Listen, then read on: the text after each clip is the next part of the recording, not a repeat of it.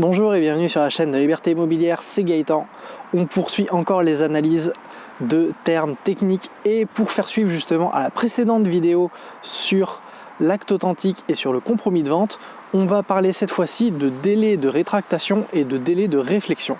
Alors ce sont deux termes qui se ressemblent et pourtant ils ne se passent pas du tout au même moment et ils vont justement rejoindre la vidéo précédente. C'est pour ça que si vous ne l'avez pas vue, je vous invite à aller la voir de suite, comme ça vous saurez de quoi on parle.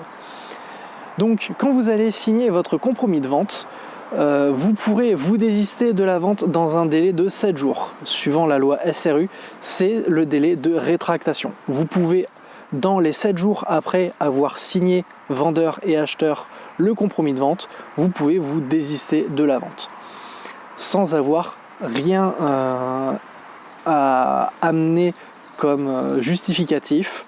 Vous n'avez pas utilisé une clause pour annuler la vente, vous dites juste que vous souhaitez annuler la vente et la vente est automatiquement annulée. Si vous avez eu à avancer des frais, ils vous sont remboursés.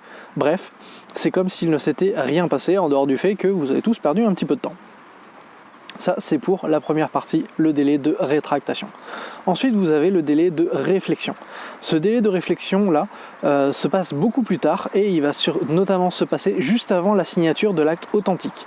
Il va se dérouler entre le moment où vous avez obtenu votre accord de crédit et le moment où vous allez signer l'acte authentique. C'est un délai à nouveau obligatoire.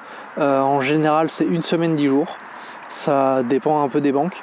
Durant lequel vous allez devoir tout simplement attendre en fait pour valider que vous acceptez réellement l'offre de la banque qui vous a été proposée avant d'aller signer l'acte authentique. Donc vous aurez déjà signé tous les papiers du crédit, tout sera validé, mais vous devrez attendre 10 jours, vous avez 10 jours impératifs de réflexion avant de retourner ces derniers papiers signés à votre banque et donc de pouvoir aller signer l'acte authentique chez le notaire.